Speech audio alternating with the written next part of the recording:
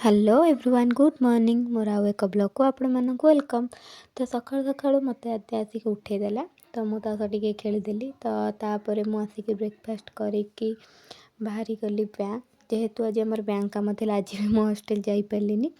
Actually more तो किसी काम नाला लिसान कम था तो काली आम भाविलु मिसिकी जीपू तो आज बैंक कम सारिदेलु तो जमती नित्यकर्म डेली चले चलला तो आम 4टा बेले बाहरी गलु टिके शंखचिला कहीं मत आज कांदार थिला।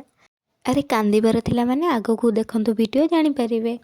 तो आम पहुँची गलु पार्लर बंद थिला तो आम भाविलु टिके गुपचुप खाईदबा तो आम पलैलु गुपचुप स्टल पाखक।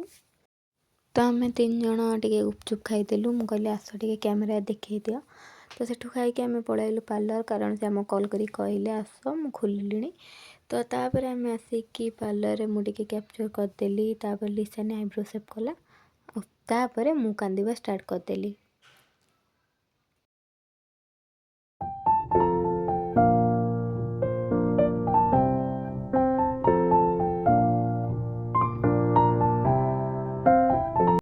तो आईब्रो सेप करके आम जल्दी जल्दी पलि आसिलु तो कहीं आज बहुत शीत होता तापर आम घर पहुँची गलु। तो आज ब्लॉग मुझे एंड कर टाटा।